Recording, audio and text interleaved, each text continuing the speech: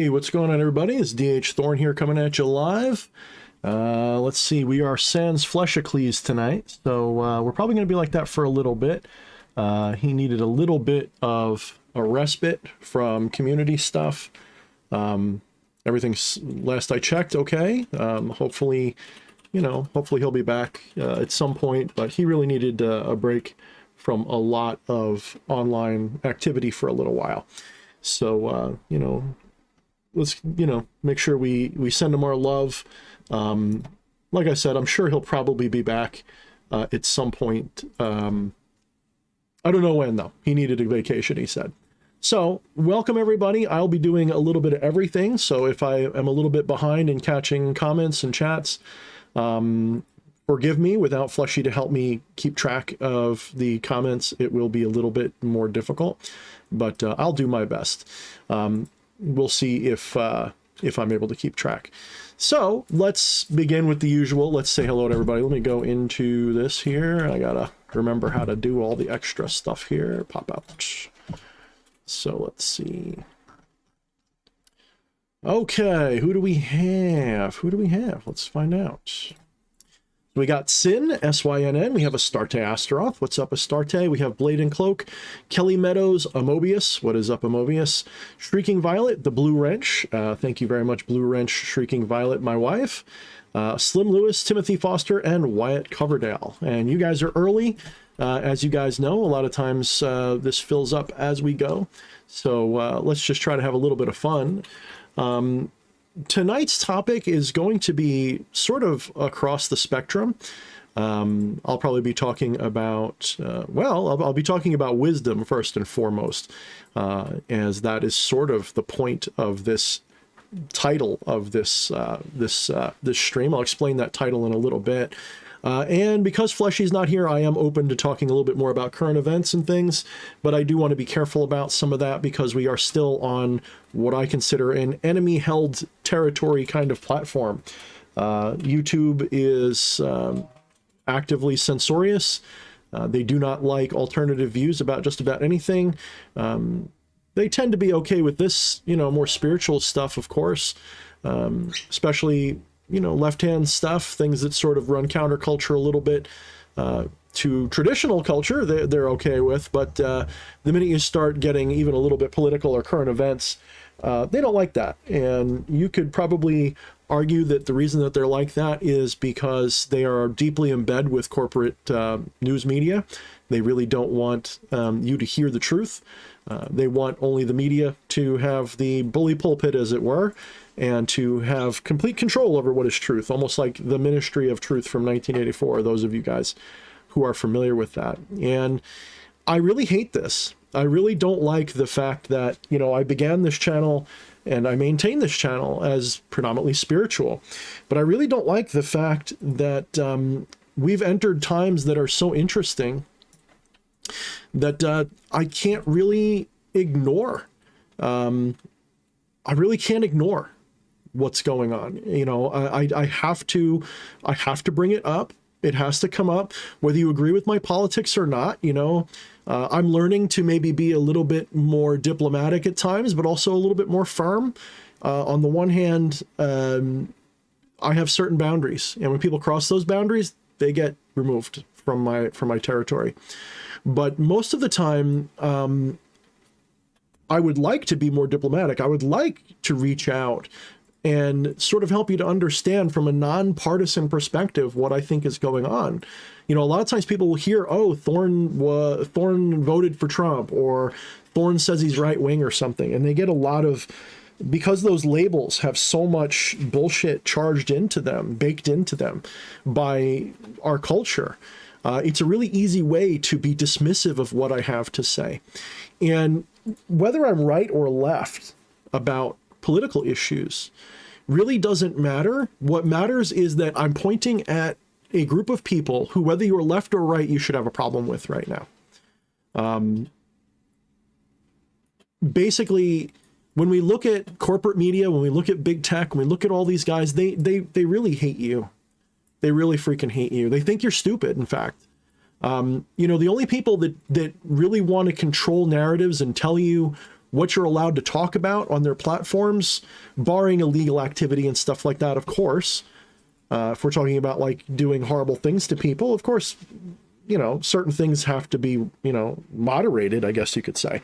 There's a difference between moderating things and censoring things, I think.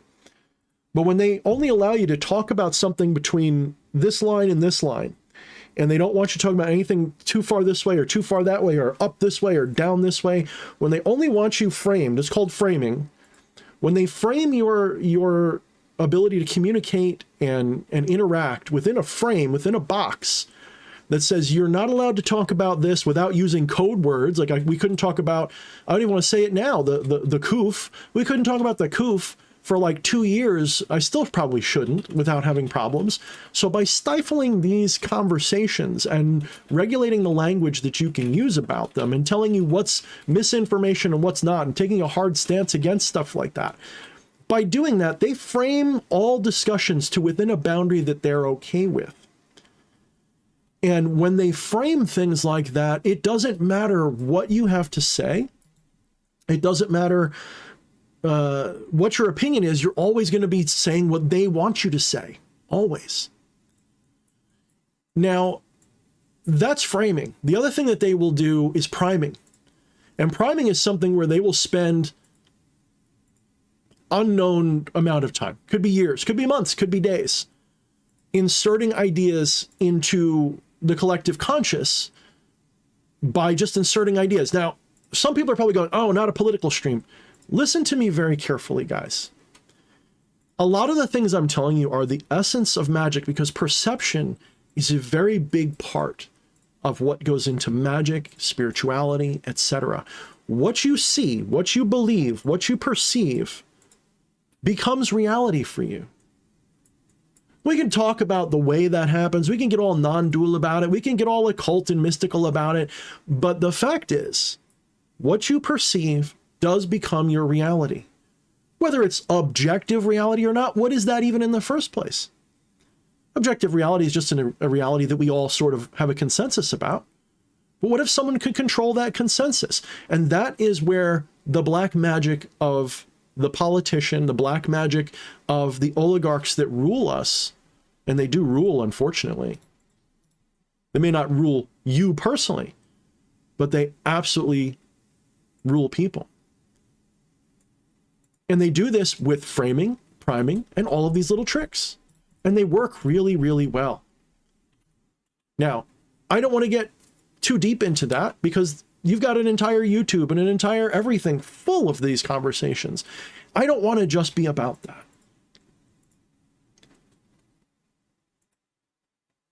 I want to talk about these other things too. And septic, septic, I don't know if you want it to be Septa 9 or excuse me, Septa 14, right? Septa 4, so that'd be like what, 10, I don't know. So I guess that's like 14. Anyway, Septa 14 just had to pop in and say the title is worded wonderfully. And we're going to get to that title in a minute too, because that title is actually more like the theme of this conversation. And I'd really like to explain that title, because a lot of people don't know what that title really means, actually. Amobius with the 20 spot. Thank you. And it's a lemon. Unacceptable. Septi the, oh yeah, Septimus, like Septimus. I get it. That's what is that? Is that a yeah, I guess that's like a it's not Elden Ring, but that's on my brain. I know what it is. Skyrim. Is that like a Skyrim kind of yeah, Oblivion reference? Nice. All right. Yeah, so thank you, Amobius. Thank you for the lemon. I appreciate that so much. Mwah. Love you too, brother. Thank you so much, man. That's going to help out a lot. So, life's lemons. It sure is. We got to do something with these lemons. I mean, look, I'm going to be totally real with you guys. I'm a pretty Zen guy, but I am absolutely attached to the state of the world. I think that probably the biggest reason that, if you want to believe in reincarnation, the biggest reason that I reincarnated into this timeline has to do with what's going on right now. And I think once upon a time, I would have believed that my role was to help save the world and enlighten people and blah, blah, blah, blah, blah. And I'm thinking that you know, when I was younger and I used to have past life regression done using hypnosis and things like that, a very common theme was apocalyptic war. It was like almost every life that I came across. I'm talking about when I was like 14 or so, when I was doing this. Every life was some kind of apocalyptic war that I was fighting in, and we usually lost. Not every time, but usually lost. And I used to believe that I was reincarnated to get this right, to fight this battle and win. But then I remembered there was lives where we would win, and I didn't stop reincarnating. So it wasn't that, right? So the point would be is that I've got to learn is not to win this war, although it's deeply what I'd love to do. It's to win the war of attachment. What does that mean? Well, first, Old Almanac says, lemon grab is inspirational. Yeah, absolutely is. Unacceptable! Freaking love that guy. I had a friend when I was growing up. Not growing up, just a few years ago, actually. His name was Jamie. And I won't tell you the rest of his name, but his name was Jamie. And he reminded me of Lemon Grab so much. Like, he was very much like Lemon Grab. Pretty cool guy, actually. I kind of miss him sometimes. A little infuriating in other ways, but he was a pretty good guy. Thank you, Jay Sauber, with the $4.99. I appreciate that so much, brother. Thank you so much every time that you're here. Thank you so much. I really appreciate that, brother. You are one of the true blue supporters of the channel. And yeah, I look forward to showing you new stuff once I get it going again. But I want to get back to the real talk. So everything going on has been very much hurting me with attachment. You know, it has really been difficult. Because I look at the world and there's people who have been aware of what's going on longer than me. And I feel like I've been aware of this for almost a decade and a half, 2 decades now. It really just kind of drives me up a wall, you know, to see things that I thought once upon a time, when I first started to realize what was going on, it was kind of a little bit of surreal, you know. I didn't think that it was necessarily going to be legitimate. I thought, like, I was scared of it. I was upset about it. I thought it could be real. But as much as I believed it was real, I sort of secretly thought, well, it's probably not that real. It's real, but it's probably like, you know, maybe it won't, you know, like maybe it's just crazy people like Alex Jones, just being nuts. And then as 2020 crept closer and closer, and then 2020 hit, everything that I suspected could happen, it was kind of like I said to myself, if this, and this ever happens in this world, I know it's coming. And I know that they were right, or at least right enough. And sure enough, all those things started to happen. And it became more obvious to me. And I guess, you know, real talk again, this is an attachment of mine. It's something that I've been hung up on very badly. And I do plenty of things to be detached. But here's the thing, being attached to not being attached to it is just as bad. Trying to escape it is actually just as bad. Like, I forget if it was a Zen monk or a Hindu guru that basically said that, you know, if you're not excited and ecstatic at the prospect of reincarnating 5,000 more times, if that idea doesn't make you happy, you're definitely going to reincarnate 5,000 more times. To be attached to the idea of escaping this means that you're actually still not free. So yeah, it's kind of one of those things where if that old idea of me reincarnating over and over and over again during cataclysmic apocalyptic timelines is true, either literally or metaphorically, am I here to win some war and never actually learn to be free? Or am I here to do as I will, do as thou will, but not be attached? Which one would be the victory?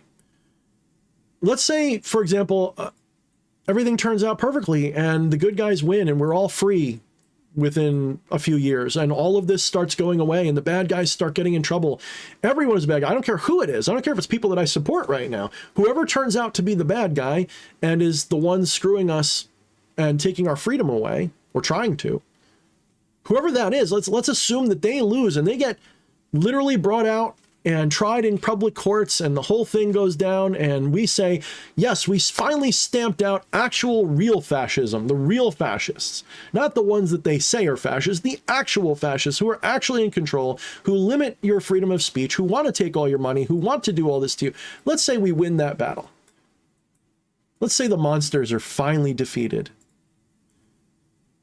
But let's say I'm suffering the entire time. Let's say I'm sitting there and I'm losing more and more friends the whole time. Let's say, and you know, unfortunately, I don't think that you can save everybody in your friend circles or whatever, by the way. I'm not even saying that. But I'm saying, imagine that we win, and I'm happy about it. But through the whole thing, I've never learned to let go. Is that really a victory? Well, no.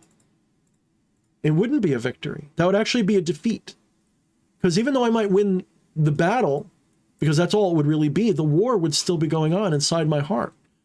I would still be a slave to what they could do again, or what a future world would be like. Let's say I do reincarnate 5,000 more times. If I reincarnate 5,000 more times, and there's a war like this, a battle like this, a cataclysmic, apocalyptic, chaos, crisis nonsense like this, instead of going through it with peace and as a living God, so to speak, I would go through it as a sufferer. I would suffer it. I would be enslaved to it. I'd be miserable. It would be horrible. So,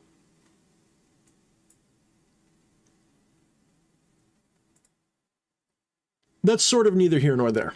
Now that we got enough people here, I'll get on to the main topic. But yes, while Fleshy is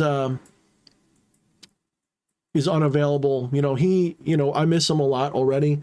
But when he's not here, it's a little bit easier to talk about current events and things. That's something that makes him uncomfortable, and I understand why. Whether it's because he always agrees or doesn't agree, doesn't matter. It's just uncomfortable because it's like, can we just take a break? I mean, it's like, I was saying to my wife the other day, it's like I wake up, first thing I see is like this setback, that setback, both in my personal life, bank accounts being douchey. And then I see stuff going on and my ears to the ground. I know what they're plotting next. Like I have pretty good idea. And by the way, I don't think we're losing. Like I'm not a doomer. I'm the opposite of a doomer. I actually am pretty convinced that things are going to turn out probably for the best, at least as best as can be expected. I don't have this illusion that we're all going to end up in camps and dealt with, like some of these other people would have said was coming. Possible, but I don't think that's happening. I think that everything we're seeing right now is what you get when people who were in control are losing that control. I think that the people that are trying to get with the ultimate reset, we'll call it, so that we don't trigger their algorithms, I think that they are very, very much way behind and things are not going as well as they wanted. That's why you're getting all this chaos, because the chaos that they wanted was going to be controlled. This isn't controlled. This is not controlled. It's just not. It's clear it's not. If it was controlled, they wouldn't need to be stamping people out, quite literally. So. All right, so let's get on to the topic of this video, but I did see an interesting comment or question.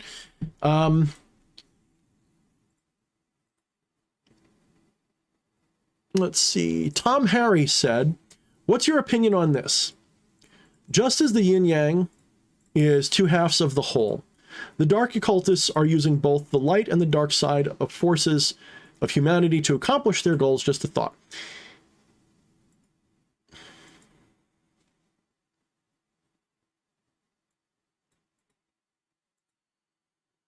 The biggest issue I have is this idea that there's two forces. There is no both light and dark. There is no actual yin and yang. The yin and yang are a perception, a valid perception. Without that perception, all of reality wouldn't make sense. You see, you are the ultimate. You are the one. You are the source. You are the divine. You are the non-dual Brahman Atman as one. And you have forgotten this fact.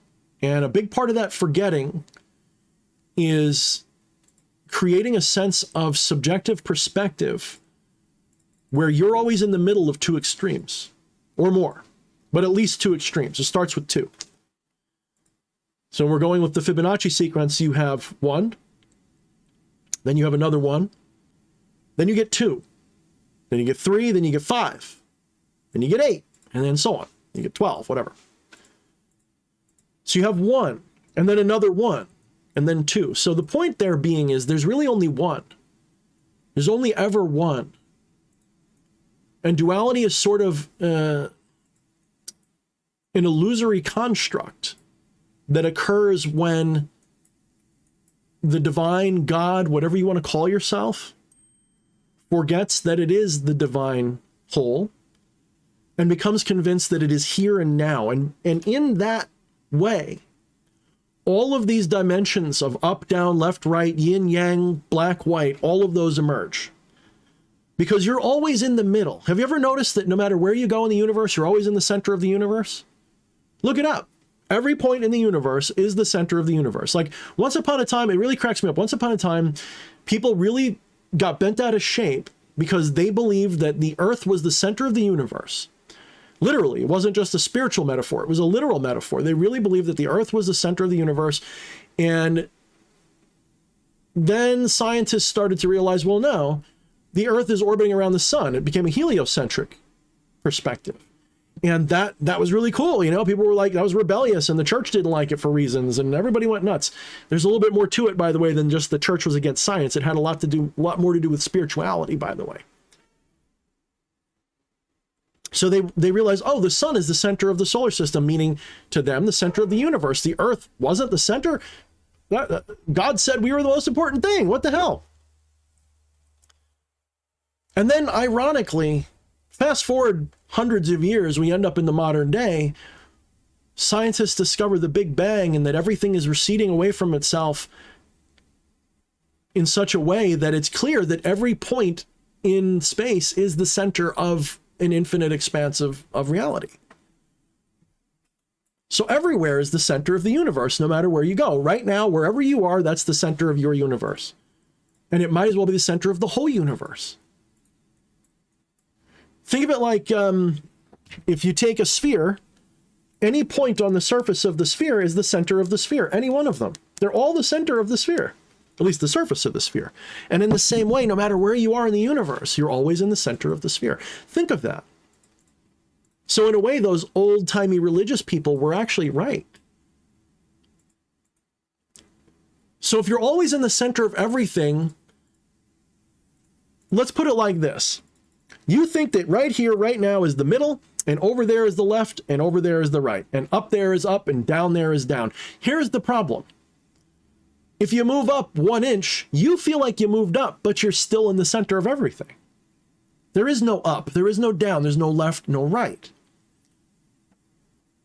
So this idea that there is an actual objective yin-yang, this is a metaphorical reality. This is a metaphorical realization that the entirety of time, space, and everything in the continuum that we see as this reality is a perspective.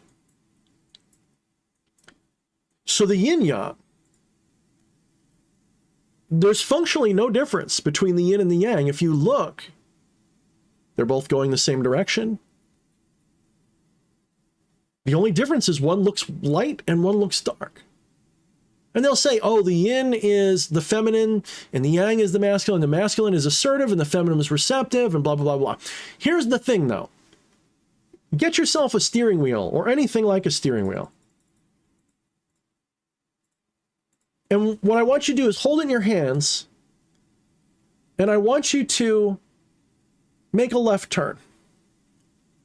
When you make that left turn, I want you to think about what's happening. If you turn that wheel to the left, which hand did the pull and which hand did the push? So which was the yin and which was the yang? If I just use one hand, isn't it both? Is it not pushing and pulling at the same time? Isn't this pushing and pulling at the same time? So the yin, while it may be said to be receptive, that reception is a pull. And that pull becomes a push on the other end. So that symbol is a little deceptive. The mundane understanding is there's two separate forces and they're always spinning around and they're in conflict. That's a key word. We'll get to that in a minute. They're in conflict, and this causes everything. The thing is, the idea that they're spinning is actually, I believe, a bad way to look at it. Maybe it's the traditional way, but I think a better way to look at it is that instead of thinking of them as spinning around each other, think of them as transmuting themselves into each other. The push becomes the pull becomes the push, the yin becomes the yang becomes the yin, and they're actually the same thing. They're the flow, the Tao, always spinning. They only seem like a yin and yang because there's some sense of conflict going on. And this is important because your entire reality is based on a sense of conflict. It may not click to everybody, but if you think about it,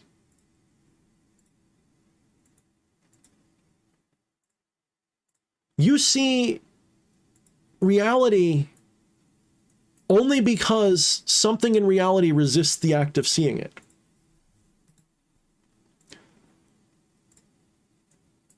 I've used this analogy many times. If I clap my hands, in order for there to be the experience of a clap, this hand must resist this hand.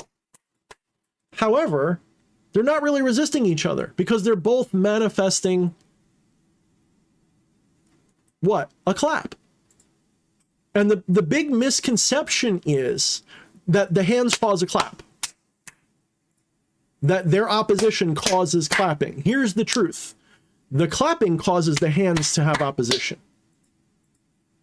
A really miraculous thing happens when you invert certain presumptions of your reality. You assume that caused the clap. What if the clap caused that? Why do I say that? I'm going to get back to your point in a minute, by the way. Why do I say that? Because what you think of as a clap, that sound and that feeling, is not actually a clap. That is evidence that a clap has occurred. That's all the things that your senses detect that represent whatever a clap actually is. So the clap is not two hands coming together, because the hands themselves are like detections. The hands themselves are illusory. The hands can't cause the clap. The hands aren't even really caused by the clap itself. They correspond, they go together. The yin and the yang don't cause each other, they correspond. The yin doesn't cause the yang to move, and the yang doesn't cause the yin to move. They go together infinitely, perfectly. In fact, if they're in perfect harmony, you wouldn't notice a yin and yang because there would be no conflict between them. They would literally circle one another with absolutely no friction, no sense of each other's presence, because there's no conflict. So in order to have a sense of being, there must be some sort of conflict. In order for you to see, your eyeball has to get in the way of a photon of light and get into conflict with that photon, if I'm being materialistic about it and assuming all of that's true. Nothing that you experience could happen without those things not agreeing on what to do. If my hands did not have conflict, there would be no clap because they would just pass through each other effortlessly. It is only because they resist each other.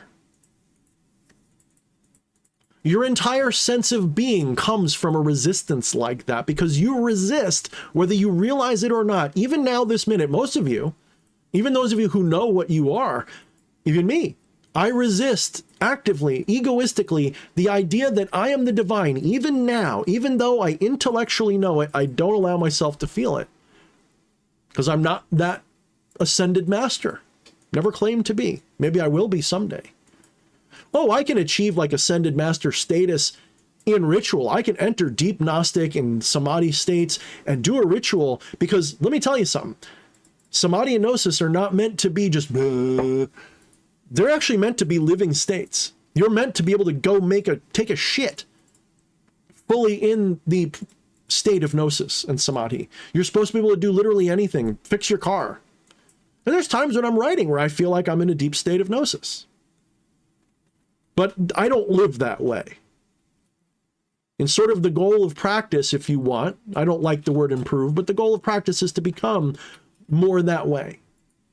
Of course, if that's the goal, I'll probably never achieve it, just like I said with the 5,000 lifetimes thing. If my goal is to become enlightened, I never will be. So, I got work to do. But going back to to the specifics of your point about black magicians, the term itself is an egoistic term. You're writing the word black as if it's somehow inferior, superior, whatever, as if that label means something. If you are doing your will, you are the divine in action without any conflict. You're like a surfer riding a wave, realizing that you are the wave too. I saw a video today of, I don't know if it was a humpback whale or what, but it was a big fucker. And he's like on the beach, sort of, not beached, but he's like, you know, there's people surfing it. There's a clear blue water and the whale like bodyboards through the wave and like the wave like carries it forward. And I thought to myself, what's the difference between the whale and the water?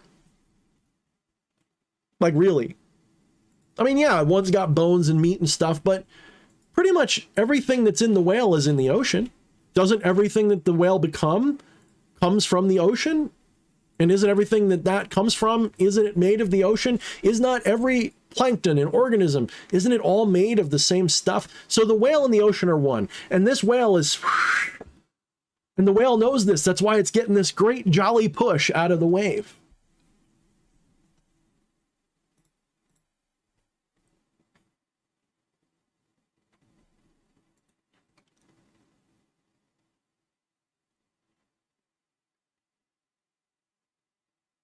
So as you're thinking about, do black magicians work with light and dark, yin and yang, whatever, you have no choice. Because there is no light or dark. There is no yin or yang. Those are just human mortal perceptions. The reality is way more interesting. The reality is actually a little bit scary. Because when you realize the reality, your entire identity is at risk. The closest thing to actual death you can imagine is realizing that you are the divine and that this is just an illusion. Because that means D.H. Thorne, Tom, Necro Nikki, what's up, Necro Nikki? Everybody, everything that you know is not real. My wife is a beautiful story. And I love that story so much, but she is the divine like I am. It's the other side of the divine. Like I love my hand. If I put a sock puppet on my hand that looked like my wife, there's no difference between that idea and what she is. It's just God's doing that. And you're that God. Like I'm not, some people come here and they go, we must break with source. We must rebel against God. Like you've been trained because of your, probably because of your religious upbringing to be very resentful of the idea of God and to be like, I hate that fucker because he put me through this and it sounds so edgy and cool. You really want to piss off God? Realize that you are God. You really want to rebel against that fucker because God doesn't want to remember that it's God. That's why you're here. That's why you're here. You're here to forget. It's a game. You're having fun. And the last thing God wants to do is realize it's God. You want to piss God off? Remember you're God. That is the most profane thing you can do, the most heretical thing any spiritual person can do in most of Western culture. You know, you go to like, you become a Hindu or something, it's not so weird. But if you're in America, to go out and be like, by the way, do you know I'm God and you are too? Everyone's gonna be like, yeah, whatever, dude. They're gonna think you're crazy. Look at me. Everyone thinks I'm a little bit nutty.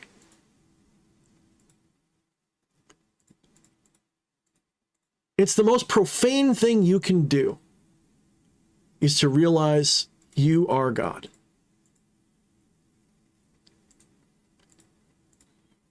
How about this? Old Almanac says, embody the light and the dark. There, that's better. How about this? There is no light and dark. What's the difference between light and dark? A perception based on what? Your position between the two. Something darker is always dark. Something lighter is always light. Doesn't matter. There is no objective light or dark. Doesn't exist. Did you know that right now in the darkest room you can imagine, there's actually blinding light shooting through at all times? You just can't see it because your eyes aren't tuned to it. You have the cosmic microwave background at the very least, which if your eyes could see, would blind you. There is always light shooting through your environment at all times. You can't help but to always be bathed in the brightest light imaginable. The problem is you can't always see it. So just so you know, when people talk about light and dark, the New Age love and light nonsense is a misinterpretation of a really old idea. The old idea was illumination, not light like, oh, I'm blind, it's so bright. Oh, it's heaven, it's light. Ooh, bright white light, I'm a good guy. That's not what they meant. The thing was, illumination, meaning light, was symbolic of being what? Aware, able to detect and see. So the difference between light and dark is ignorance and awareness. Ah, now we're getting somewhere. The darkness is ignorance. I don't mean the superficial black. I'll say, oh, I'm a dark mystic. I don't mean that in the, oh, I am an ignorant mystic. I mean that in, I love the edgy shit. Duh. Because I love integrating those shadows that the edgy shit contains. To me, it's way more interesting to realize that the divine is in everything, including the most horrible thing you can imagine.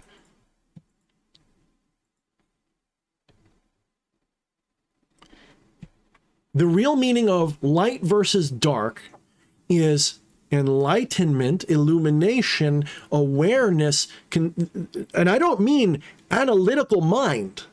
That's another misunderstanding. If you can describe it with words, those words, no matter how accurately they point in the direction of the truth, are never the truth. Everything I'm saying to you is just a model of the truth. You've got to actually arrive at it in a way that is actual awareness, not thought. If you're sitting there trying to break this down analytically, you're like trying to shout yourself quiet. It'd be like, quiet, shut up, shut up, shut up, shut up. It's never going to work. You have to stop. You'll never know the truth of your divinity by prattling on about it. Prattling on is fine. It's part of the divine, but prattling on is not how you get it. Maybe that's the reason I lecture so much and talk so much, is because subconsciously I'm trying to get you to tune out and just zone out and try to hit that Gnostic state without doing it on purpose. Maybe it's like, oh, Thorne's talking about the universe again. And people just kind of tune out. Maybe that's what I'm doing. I don't know.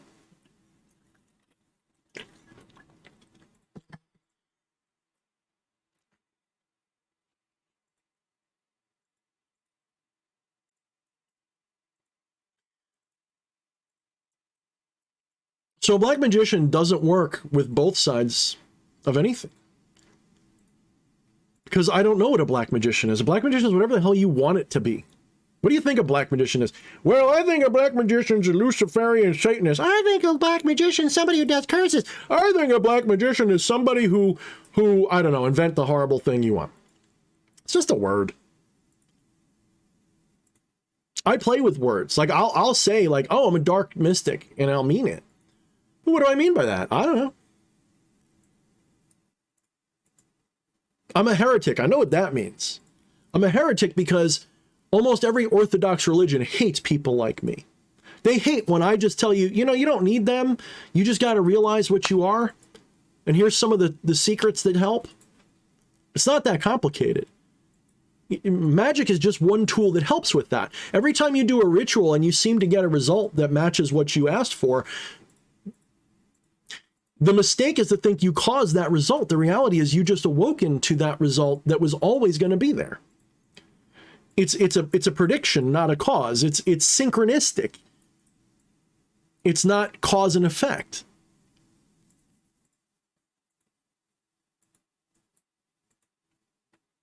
Oh, thank you, Wyatt. I would recommend, make sure everybody, you know, Alan Watts is like the only, I don't usually claim to have a teacher or a mentor, and we're going to get to the title now. I don't claim to have a teacher or a mentor, but if I was going to, he'd be the only one that I would admit to. Like, legitimately, that I sit there and, like, I feel like he's my Obi-Wan Kenobi and I'm like his Luke Skywalker or some shit, and he's my first teacher. I feel like, you know, I think they even probably, maybe it's just because he had the British accent or whatever, but I feel like even Obi-Wan Kenobi was like patterned after Alan Watts. I really wouldn't be surprised if that was the fact. And to me, Alan Watts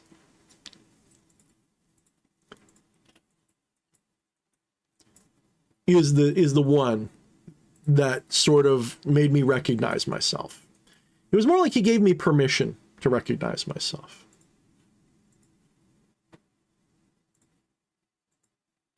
Tom Harry says, I would define a dark magician as anyone who works contrary to natural law. That's impossible. You can't work contrary to natural law. You just can't. It's literally impossible. You can be egoistically opposed to natural law. That's true. But you can't actually work contrary to natural law. It's impossible. There is no natural law that you can defy. You are natural law. You are the divine will, no matter what you do. If you go out there right now and decide to desecrate every natural law you see, that's God, nature, doing it. You can never work contrary to it. It's impossible. Because you're it. Now, I could tell you that all day long and be like, I insist you're it. And until you have a non-dual, we'll call it gnosis, we'll call it samadhi, we'll call it whatever. Satori, whatever your version of that is in your culture and practice. When you have that holy shit I'm God moment, when you realize that, all of these little cute little I'm a this and I'm a that just start to become like, oh, they just give you a headache, man. You'll realize that you can never be in opposition to nature. You cannot. This is why Christianity got things so fucked up, is because they interpreted what was clearly a monist or non-dual truth and turned it into a dualistic adversarial. They're actually more adversarial than freaking Luciferians are. An adversarial system that says, you're not God, by the way. There's a God out there and we're the only ones who can talk to him and you got to go through us. And how dare you try to defy the will of God? You have free will and how dare you? The will of God is inevitable, period. It is not something that any ego can ever, ever, ever work against. But let's go back to what I said before about conflict.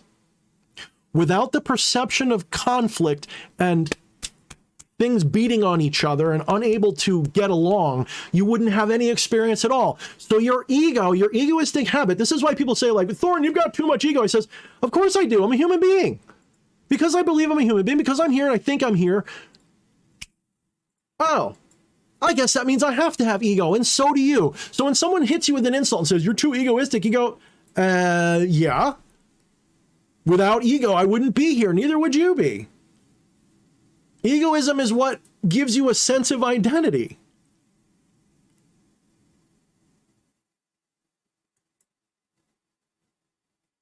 So,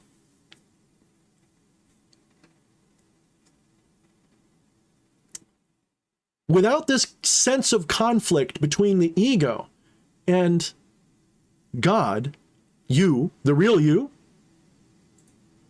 without that sense of conflict, your whole being evaporates. That doesn't mean you suddenly float up into the sky and join heaven. It means that, okay, I try to explain it to people like this, and it doesn't click with a lot of people. But have you ever noticed that you can put your attention into a part of your body or into your environment? You can focus on something, but specifically I'm talking about inside your body. Have you ever noticed that you can, let's say you drop a pencil on the floor and it rolls under the couch, and you can reach under the couch and grab it. While you're doing that, all of your attention is so focused on your hand that somebody could walk into a room and you might not notice it because you're so, where is it? I think I almost got it. You might close your eyes so you don't get distracted, so you can really focus on what your fingers are feeling. You just put your entire awareness in your hand as much as you humanly can, to the point where you just about lose complete sense of the rest of your body. Like, how many of you guys have been so distracted by something you didn't even feel getting hit? I mean, I did a lot of martial arts when I was younger. I know I don't look like it now. I'm a fat fuck now. But when I lost a lot of weight recently, but you know, I'm still a chunky fucker. I don't look like a martial artist. Once upon a time, I did a lot of that. And if you were distracted enough, you wouldn't even feel some of the hits you'd take. You'd be so focused. Like, it was a well-known thing. You could get stabbed. Never happened to me, thankfully, but I got sliced with things while doing work. If you're really focused, you don't even realize it. Interesting, that, isn't it? Well, now imagine that the universe is doing that, and it's only focusing on here and now in this little dude that you think you are.